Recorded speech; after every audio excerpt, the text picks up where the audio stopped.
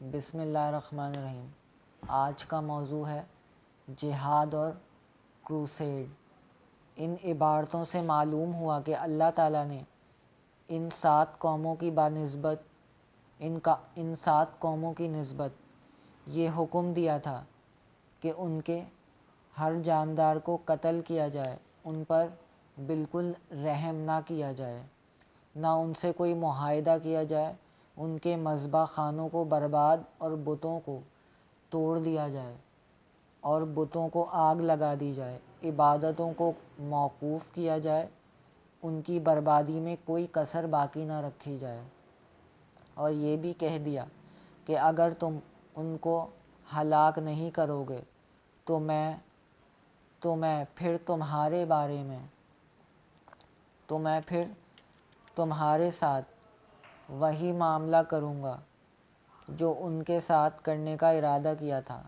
ان 7 قوموں کی نسبت یہ بھی کہا گیا ہے کہ جو 7 قومیں تجھ سے بڑی اور زور آور ہیں۔ ادھر کتاب گنتی کے باب 1 میں یہ بات معلوم ہو چکی ہے کہ بنی اسرائیل کے ان لوگوں کی تعداد جو لڑنے کے لائق اور 20 سال یا اس سے زیادہ عمر تک کے تھے 6,03,550 تھی،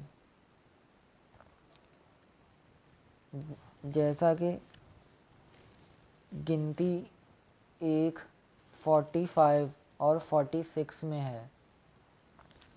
سو بنی اسرائیل میں سے جتنے آدمی 20 برس یا اس سے اوپر کی عمر کے اور جنگ کرنے کے قابل تھے وہ سب گنے گئے، اور ان سبھوں کا شمار 6,03,550 تھا۔ اور لاوی کی اولاد مرد ہوں یا عورت، اسی طرح باقی 11 خاندان کی سب عورتیں اور وہ مرد جو 20 سال سے کم عمر کے تھے وہ اس شمار سے خارج ہیں۔ اسی لیے اگر ہم تمام بنی اسرائیل کی تعداد کو ملحوظ رکھیں اور متروک مردوں عورتوں کو بھی شمار کیے گئے افراد کے ساتھ شامل کر لیں تو 50 لاکھ یعنی 2.5 ملین سے کسی حال میں کم نہیں ہوں گے۔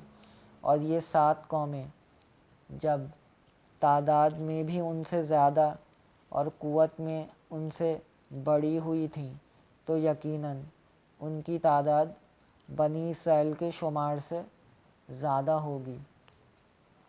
ڈاکٹر کیس نے انگریزی زبان میں ایک کتاب تالیف کی ہے جس میں ان پیشن گوئیوں کی سچائی کا بیان ہے جو کتب مقدسہ میں آئندہ پیش آنے والے واقعات کی نسبت کی گئی ہیں، جس کا ترجمہ پادری میرک نے فارسی زبان میں کشف الاستار فی قصص انبیاء بنی اسرائیل کے نام سے کیا ہے۔ یہ ترجمہ ایڈنبرگ میں 1226 میں چھپا۔ اس ترجمے کے صفحہ 26 پر کہا گیا ہے کہ قدیم کتابوں سے معلوم ہوتا ہے کہ یہودی شہروں میں ہجرت سے 550 سال قبل 8 کروڑ انسان آباد تھے، یعنی 80 ملین۔ غالباً یہ تمام شہر عہد موسوی میں آباد اور بارونق اسی طرح یا اس سے بھی زیادہ تھے۔ اب خدا 80 ملین یا اس سے بھی زیادہ انسانوں کے قتل کا حکم دے رہا ہے۔ بس آج کے لیے اتنا ہی۔